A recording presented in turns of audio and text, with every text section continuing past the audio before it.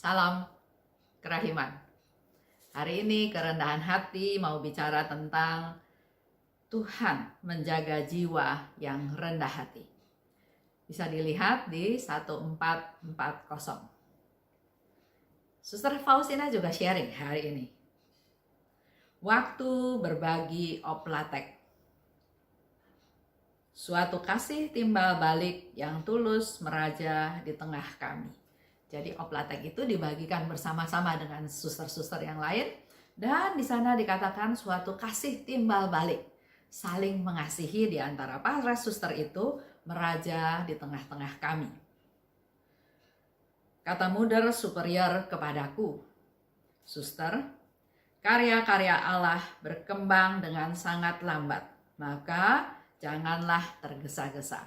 Kalau kita ingat nasihat ini, kita ingat juga nasihat dari Pastor Andras beberapa waktu yang lalu ya kepada Suster Faustina, bahwa karya Allah itu bertumbuh, berkembang dengan sangat lambat.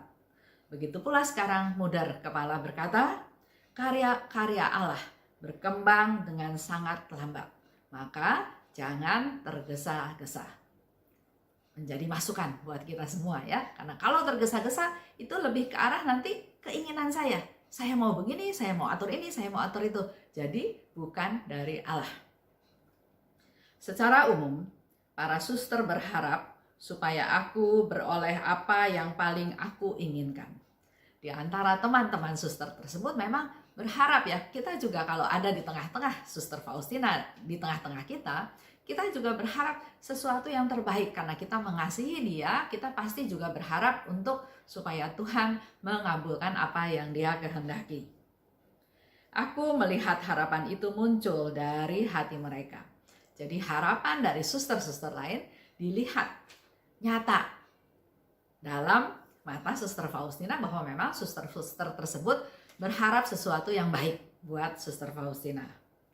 Hanya ada satu suster yang menyembunyikan suatu kejahatan di dalam harapannya. Kalau kita peka, memang kita sebetulnya juga bisa melihat orang ini tulus menginginkan sesuatu untuk saya, atau orang ini sebetulnya enggak tulus, seolah-olah berkata-kata menginginkan sesuatu yang baik untuk saya. Tapi kalau kita peka, kita bisa melihat raut muka. Sehingga sering dikatakan ya, orang bilang dari muka orang itu nggak bisa bohong.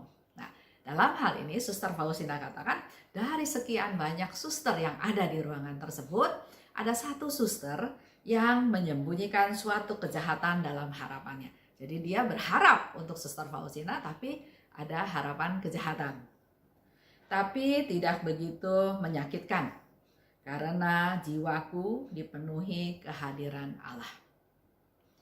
Yang jadi fokus Suster Faustina bukan kenapa ya orang ini mau berbuat jahat kepada saya, kenapa orang ini punya pengharapan yang jahat untuk saya.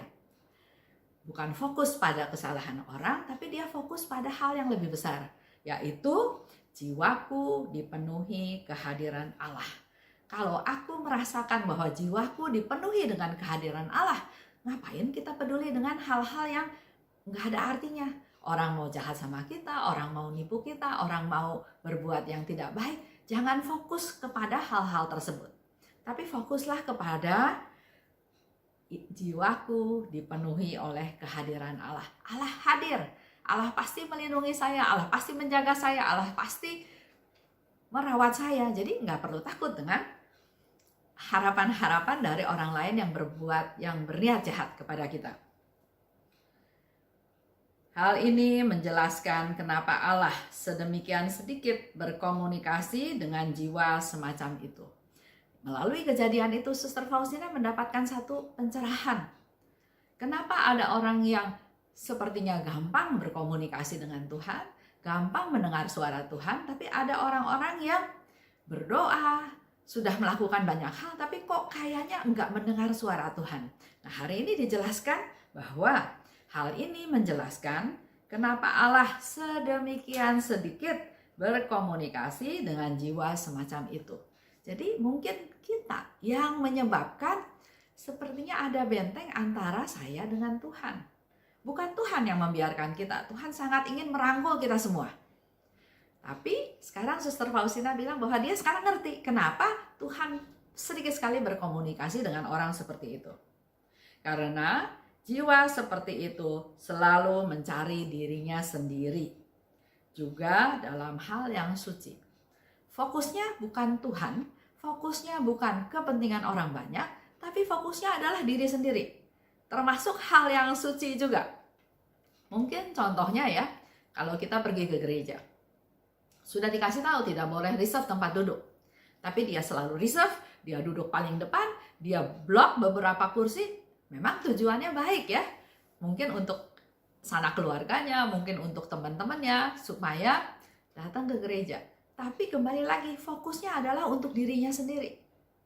Ini yang dikatakan jiwa-jiwa di mana Allah berkomunikasi sangat sedikit dengan orang tersebut adalah kalau jiwa itu fokusnya pada diri sendiri. Walaupun melakukan atau walaupun dalam hal yang suci. Tuhan baik, tidak membiarkan aku sesat. Aku tahu bahwa Ia akan menjaga aku. Dari pengalaman, begitu pula dalam hidup kita. Dari pengalaman hidup kita, kita bisa katakan bahwa Tuhan baik. Ya, sering kita saya ngobrol sama suami saya. Suatu hari dia bilang, Tuhan itu baik ya. Terus saya bilang, ya memang Tuhan baik. Atau hari-hari lain, saya yang giliran bilang sama Tuhan, sama suami saya, Tuhan itu baik ya. Kita tidak merencanakan, tapi sepertinya Tuhan pimpin sampai hal-hal yang kecil semuanya berjalan lancar. Dan suami saya katakan, ya memang Tuhan baik. Jadi yang saya mau ingin sharing kan, walaupun di sini juga Suster Faustina bilang, Tuhan itu baik, memang Tuhan itu baik. Tapi kebaikan Tuhan itu akan sangat lebih kita yakini bahwa Tuhan baik pada saat kita mengalami sesuatu dan kita mendapatkan satu hasil, satu proses di mana kita bisa menyimpulkan bahwa Tuhan itu baik. Sehingga di sini juga Suster Faustina bilang, Tuhan itu baik.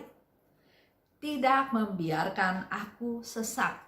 Kalau fokusnya Suster Faustina adalah, kenapa ya suster ini punya pengharapan yang jahat kepada saya? Kalau fokusnya itu, dia bisa menjadi sesat, menjadi marah, menjadi benci sama suster itu, malah dia mungkin tidak bisa merasakan kehadiran Tuhan.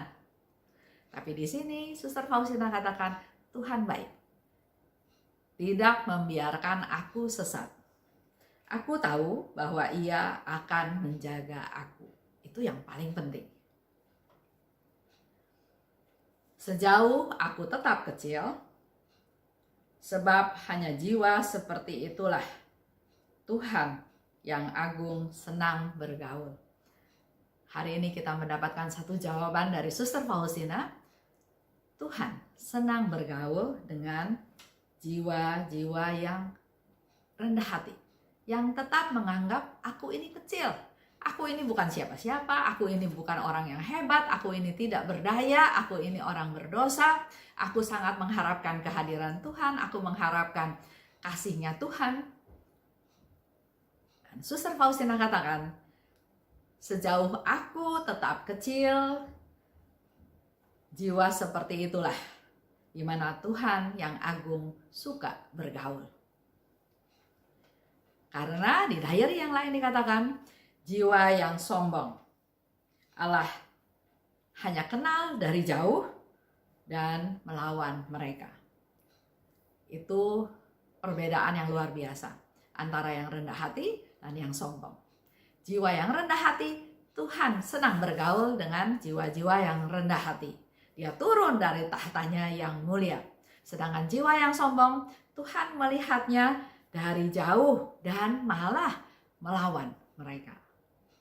Kita renungkan, refleksi ke diri kita masing-masing, kita termasuk kelompok mana? Jiwa yang rendah hati atau jiwa yang sombong? Terima kasih. Salam kerahiman.